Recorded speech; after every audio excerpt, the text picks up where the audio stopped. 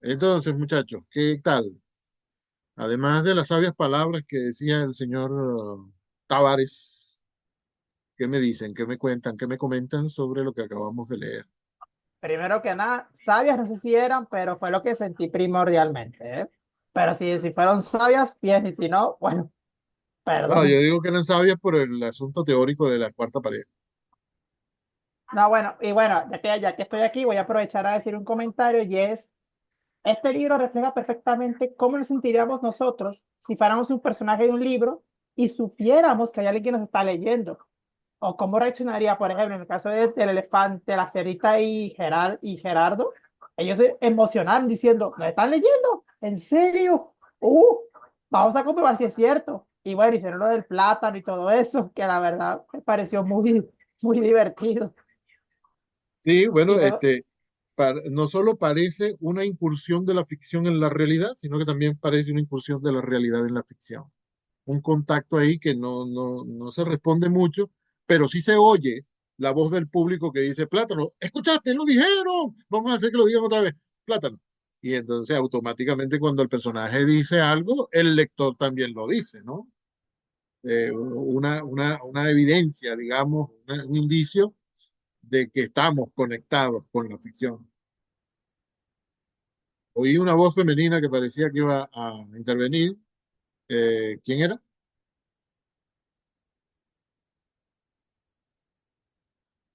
Bueno, este,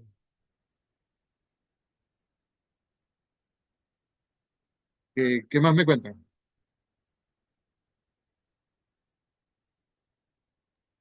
Me dio curiosidad por curiosidad, ¿usted le lee a su hija libros cada cuánto? Cada 24 horas. Sí, No, en serio. es que ella casi no soporta irse a dormir sin que yo le lea algo. Y a veces se nos acaban los libros. Bueno, yo digo que es 24 cada 24 horas porque cada vez que ella se va a dormir, quiere que le lea algo, pero a veces nos quedamos conversando. Y, y a veces apenas yo digo, Padre Nuestro, que ya está dormido. No, está muy cansada y entonces ese día no leo. Y pueden pasar 3 o 4 días que no leemos nada, pero sí es una costumbre que tenemos y sí la seguimos. Y ojalá que no la abandonemos nunca. Ojalá que ella no la abandone nunca, ¿no? Eh, pero yo iba a decir algo más sobre eso. Eh, Es que siento a veces como que dificultad como para expresar poemas y como que la tonalidad cuando tú tratas de expresar un texto, ya sea un artículo, noticias, y con la historia que usted nos contó, sentí como que me quedé como que atrapado en la historia, pero también como que, no sé, como que se expresa muy bien al interpretar un texto. Emoción. Bueno, gracias. Eh, Dices que tú tienes alguna dificultad en expresar poemas. Un poco, o sea, agarrarle como que la rima y el sentido con la emoción. Yo Y también, eso lo vi también con la clase de hoy de lingüística, que era analizar pragmáticamente unos versos.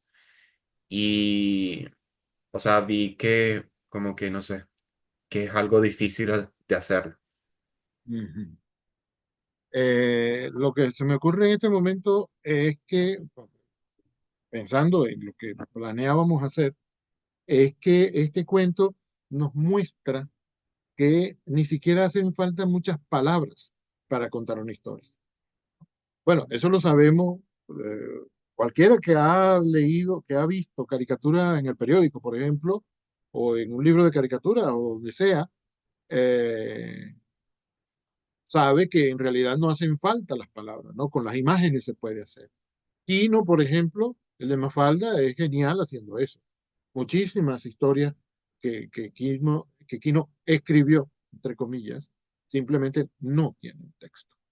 Pero en este caso, uno ve que las palabras son precisamente las que nos llevan a la ficción y nos traen de vuelta de la ficción. O quién sabe si se podría decir de la otra forma.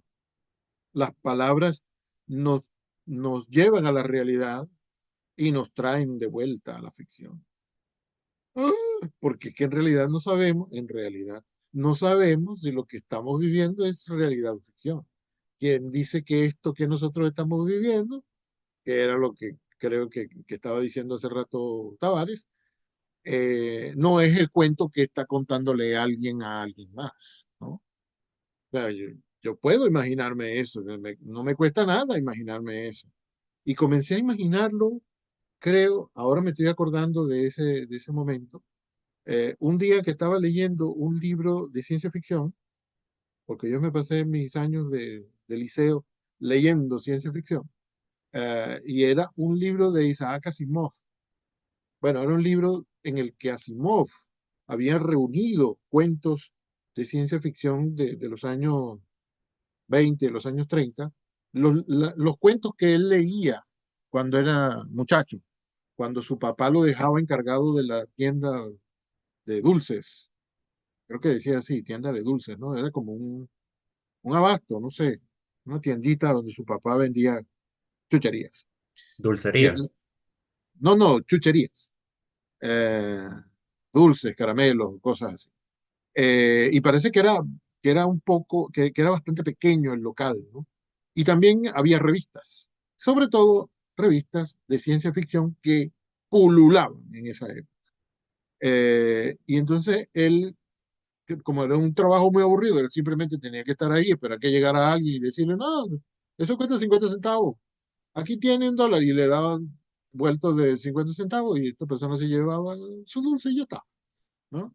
Su trabajo era ese, aburridísimo.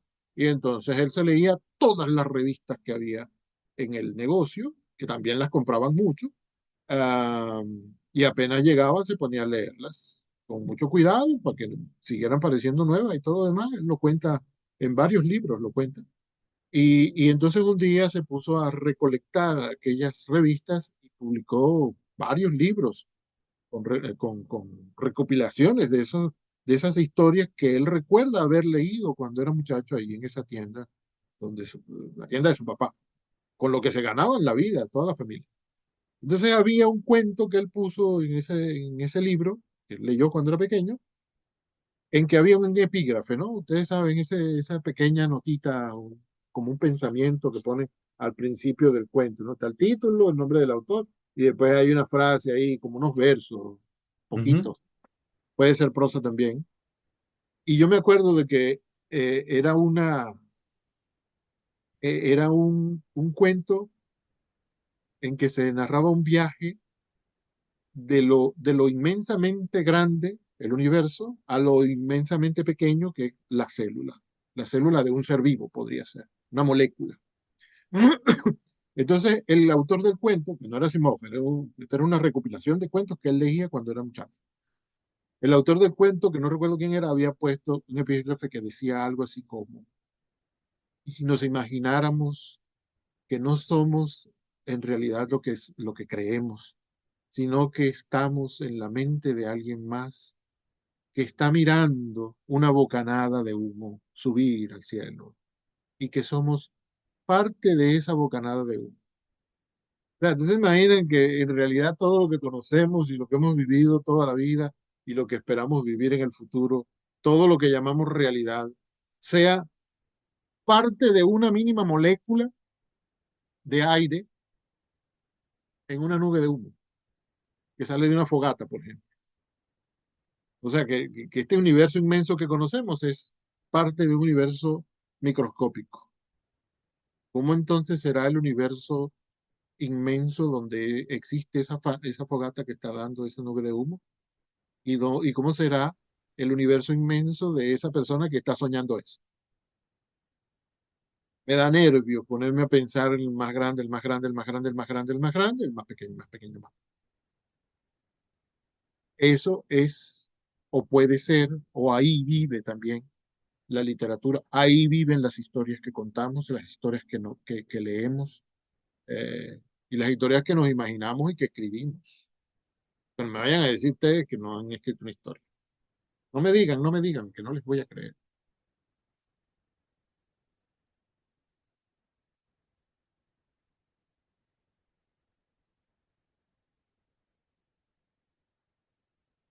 A ver, comentarios.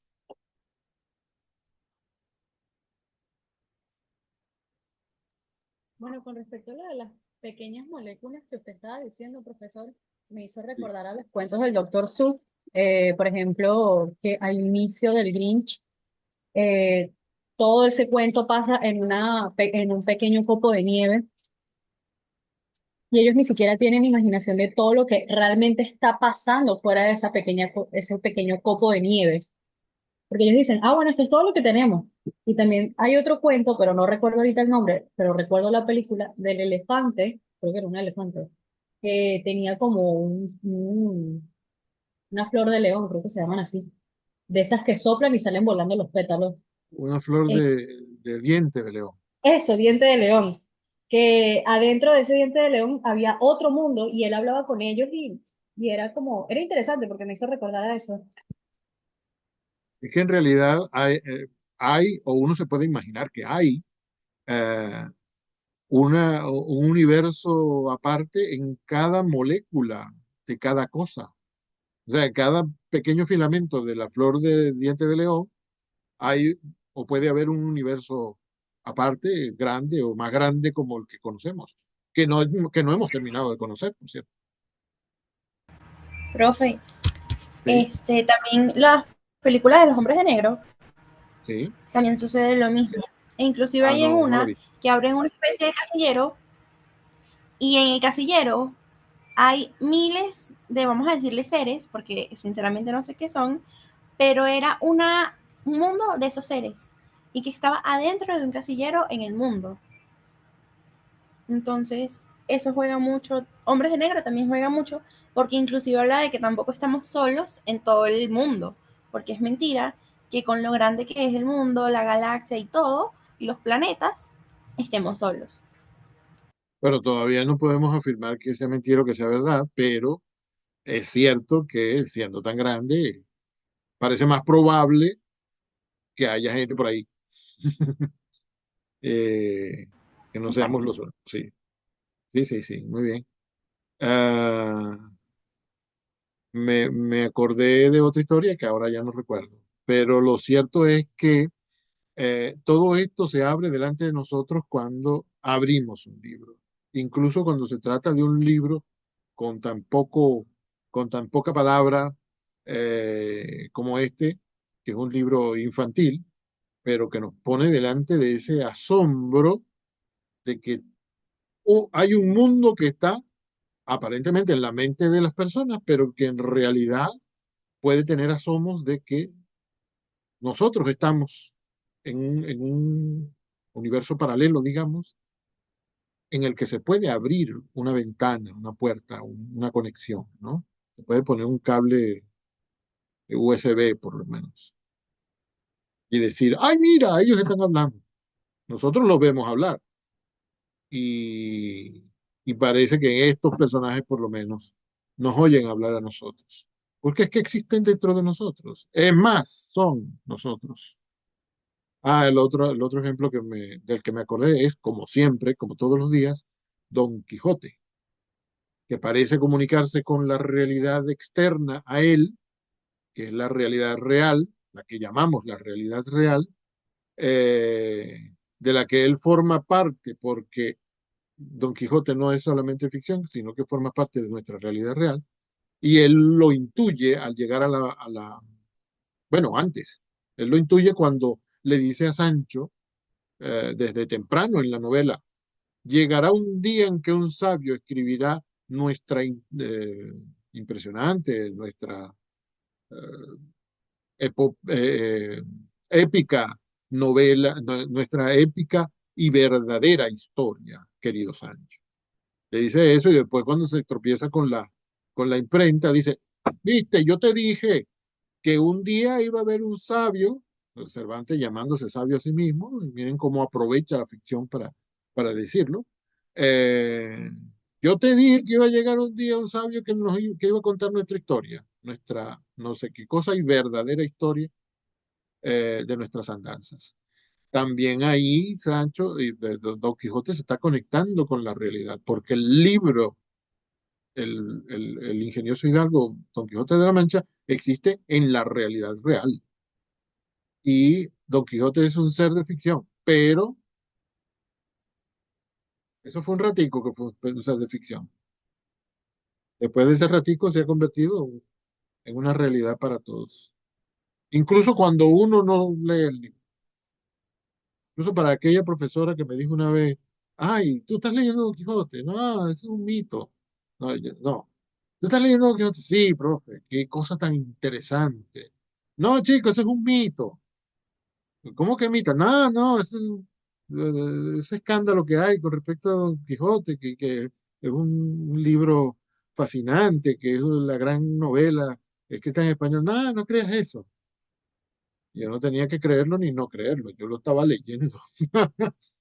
Me dio la impresión de que esa profesora no había leído, pero lo estaba menospreciando. Estaba equivocada. I am sorry for her. Eh,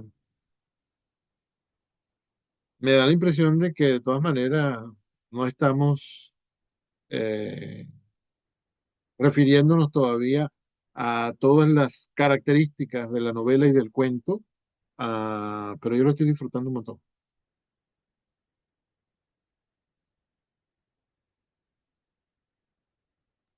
Igualmente. Ya somos tres. Muy bien. Bueno, díganme algo. ¿Ustedes no tienen por ahí alguna cosa, bueno, la han estado mencionando. Eh, la han estado mencionando. Fíjense que cuando uno lee un cuento, me estoy acordando de un episodio de Pinocho que ojalá pueda localizar. Eh, Cuando uno lee un cuento, uno se da cuenta, perdón, uno se percata de que en realidad no es mucho lo que se cuenta. Ya ustedes saben eso, ya lo hemos dicho aquí. Eh, Siempre es un relato breve, aunque tenga 20, 25 páginas, ¿no? Que hay cuentos de esa longitud y más. Y una novela normalmente tiene 250, 300, 400, 720, 900 páginas puede tener. En busca del tiempo perdido, creo que esto también lo he mencionado antes, En busca del tiempo perdido en realidad tiene 5 millones de palabras, ¿no? Es tan larga la historia que ocupa 7 tomos, es decir, son como 5.000 páginas. Eh, y entonces alguna diferencia tiene que haber con el cuento, ¿no? Que se puede contar en 25, 20, 13, 8, 6 y media, 3, 2, 1, media, un cuarto. 3 líneas, una línea. Nos muestra la realidad de muchas cosas, incluso un cuento infantil puede darnos una gran lección, dice Acevedo, ciertamente, ciertamente. Eh, Incluso ese cuento que acabo de decir, de una línea, puede ponernos a conversar durante muchísimo tiempo. Porque, bueno, evidentemente el universo que está detrás de la frase no es del tamaño de la frase.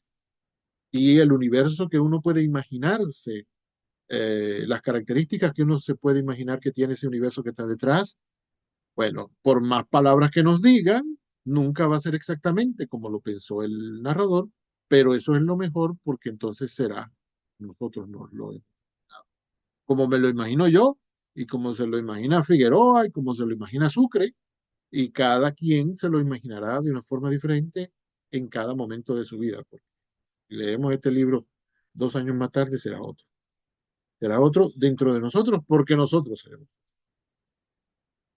Que me estoy imaginando, me estoy acordando de un episodio de Pinocho en que parecía que habían matado a Pinocho.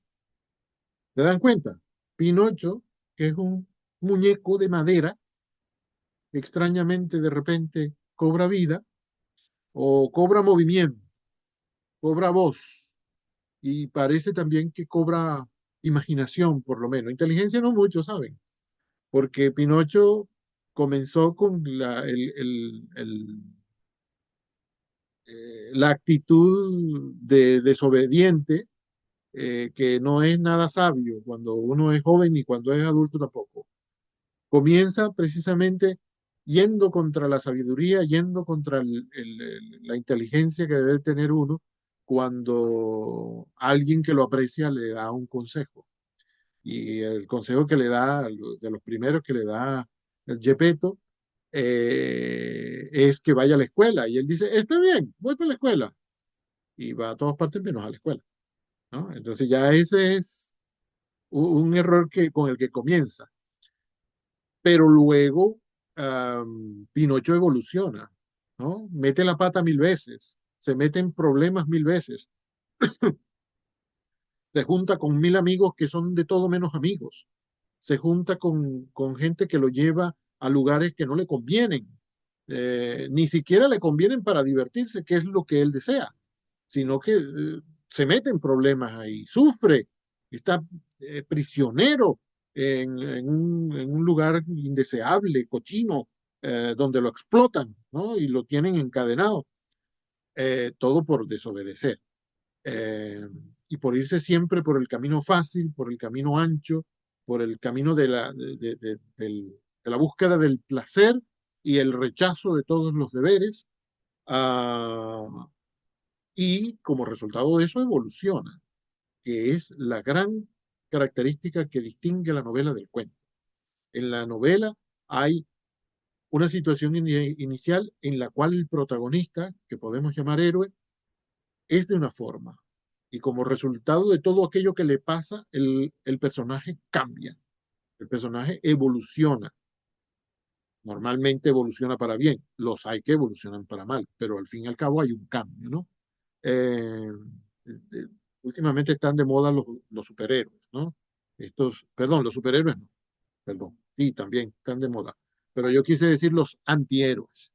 Es decir, el protagonista no es precisamente un modelo de virtud, no es un modelo como Pinocho, no es un modelo de niño educado y sensato, no es un modelo de honestidad, pero es el protagonista de la historia, ¿no? Es el que está en el centro de la escena, a quien le pasan las cosas y que tiene a su vez un antagonista que intenta, los buenos de la película, intentan evitar que él logre sus objetivos, ¿no? Que tradicionalmente habían sido los malvados, habían sido tradicionalmente los antagonistas porque se ponían en el camino del héroe, del muchacho que representaba todas las virtudes, o la muchacha que representaba todas las virtudes, y entonces el antagonista, el villano, se ponía en el camino, le ponía tropiezos, le ponía trampas para que no lograra sus objetivos, pero bueno, en las novelas protagonizadas por villanos,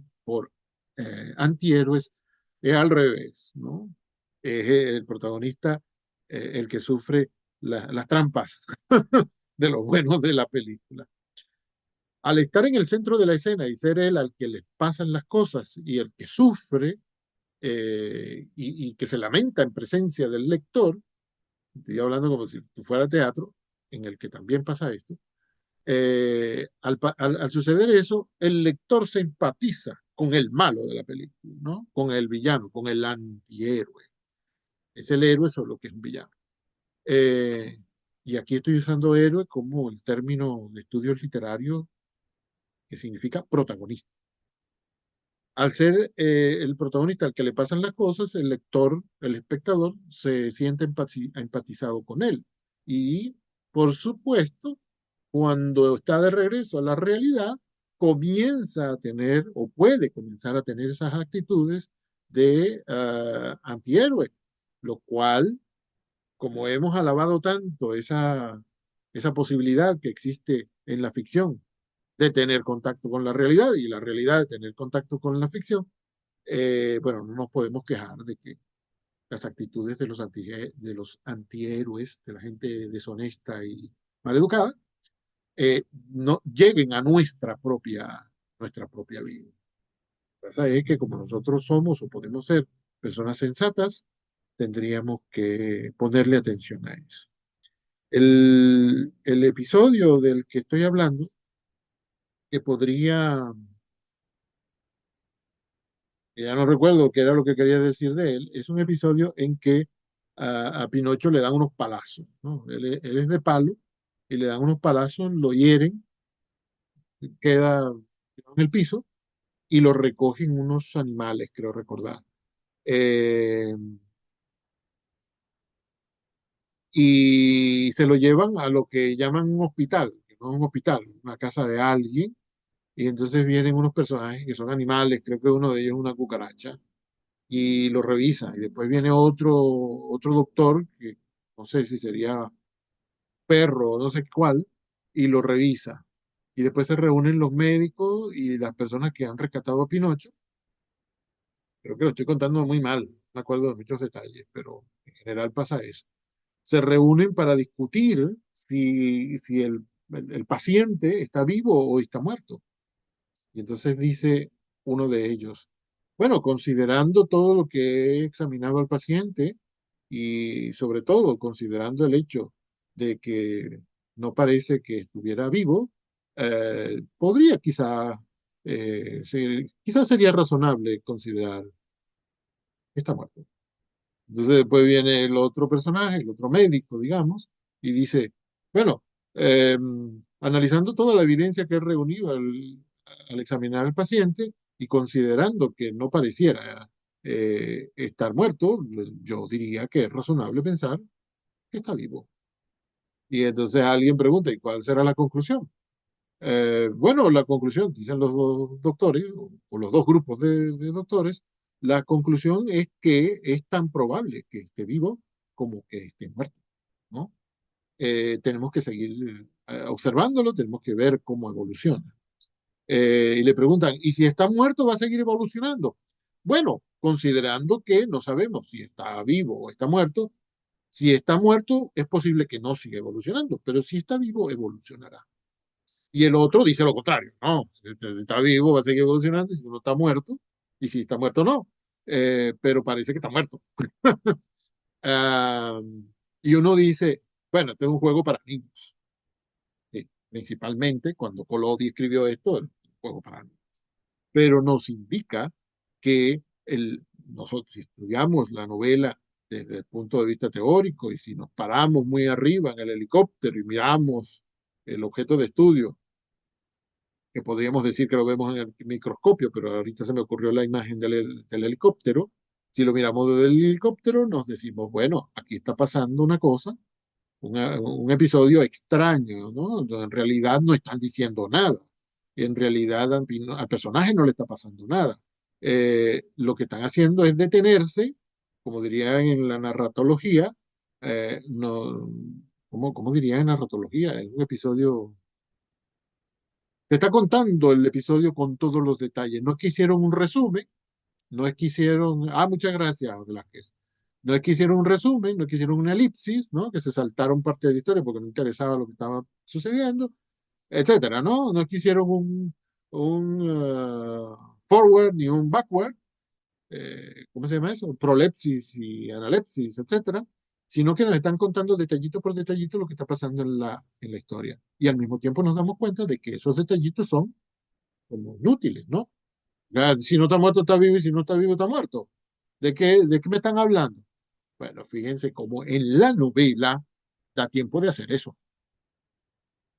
En la novela da tiempo de hacer eso porque es una historia larga, ¿no? En la cual el personaje evoluciona y la evolución no puede ser de un minuto para otro, ¿no? En la evolución que experimenta un personaje, bueno, la evolución también en él tiene que ser lenta, como es en todos nosotros, para que sea verosímil. Ay, aquí nos conectamos con otra parte del programa. Eh, Tiene que haber progreso en lo que le va pasando al personaje, porque tiene que pasar de una época inicial remota en que su personalidad era una y se va a convertir en otro más tarde, hacia el final de la obra, en que, bueno, su conducta, su personalidad, su carácter va a ser uno diferente al que era al principio. Y estas cosas van dándonos detalles de cómo va cambiando. Pero ¿qué está cambiando mientras, puede uno decir tercamente, ¿no? ¿Qué está cambiando mientras esos doctores tan descabellados están examinando a Pinocho?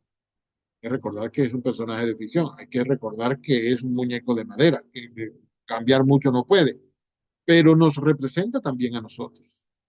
Ah, está cambiando en el sentido de que ha pasado por una experiencia, se ha involucrado en una pelea, un zaperoco que hubo, no sé, y terminó sufriendo las consecuencias de eso. En este momento está como en un limbo, que no se sabe si está vivo o está muerto, y de ahí surgirá como un nuevo personaje o como un personaje evolucionado, o retrocederá, puede ser. Eso no lo podemos hacer en el cuento. En el cuento se utiliza, como diría Cortázar, una economía de medios. Es decir, todo tiene que ser muy rápido.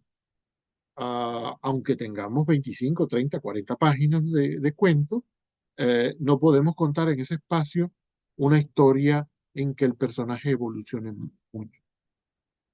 Es más, no se espera que un personaje evolucione, a veces no evolucionan en absoluto, porque un cuento puede ser 2 minutos, aunque la historia nos la cuenten en 23 páginas.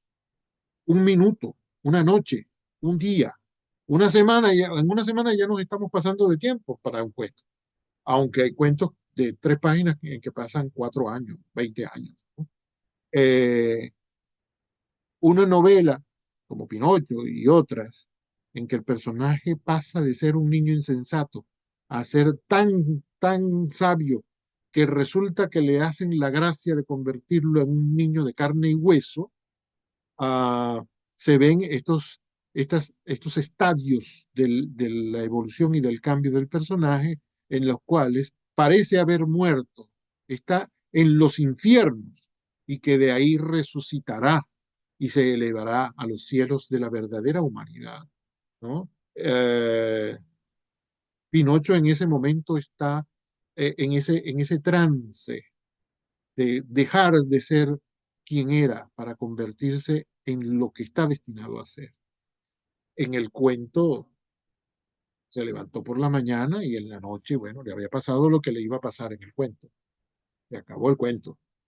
Hay un autor que escribió en alguna parte unos consejos para jóvenes autores y que dice, en el cuento no puede pasar de todo como en una novela. En el cuento tiene que pasar lo que tiene que pasar. Tanto que es tan así que si en un cuento aparece un arma, tiene que haber un disparo. Y si no va a haber disparo, usted elimine la pistola. No nos hace falta. Pero en la novela da tiempo de sacar la pistola 10 veces y que no haga falta disparar. Eh, Porque se crea una situación de tensión, que un personaje que está armado saca el arma y después la situación se calma, y bueno, a la hora la guardo, ¿no? Y eso puede volver a pasar. Es como cuando uno va a un museo y se queda mirando un cuadro media hora, una escultura. En una novela hay tiempo para describir cómo ese personaje está mirando la escultura media hora y todo lo que va pasando por su mente y por su corazón durante ese tiempo. En un cuento no hay tiempo para eso, ni hay espacio, ni hay necesidad, ¿no? Lo que va a pasar en el cuento simplemente pasa, aunque sea dentro de la mente del personaje. Esa es la más enorme diferencia que hay entre el cuento y la novela. Eh, la prolongación de los episodios, la evolución del personaje o de los personajes, ¿no? Un cuento puede ser simplemente 1 minuto en la vida de un personaje. Esto creo que lo dije la otra vez. Estaba en las notas de Velázquez, sí. Las notas de Velázquez que me mandó. Eh, una novela de 900 páginas también puede transcurrir dentro de una sola noche, dentro de una sola hora, pero una hora en la cual el personaje vive intensamente cosas que recuerda, cosas que ve que le están pasando a otros, la explicación que le encuentra a eso, lo que eso significa para él, cómo eso que está mirando y que está mirando en una noche, en un minuto, lo está transformando por dentro, o cómo lo transformó en el pasado, o cómo se imagina que lo va a transformar en el bueno, el solo número de páginas ya le da a uno una indicación, pero detalladamente, ciertamente, detalladamente, sí. Ya queda menos de un minuto. ¿Cómo lo transforma o lo transformará? Eh, de eso habla la novela. Y el cuento habla de lo que pasa. Casi que es físico lo que puede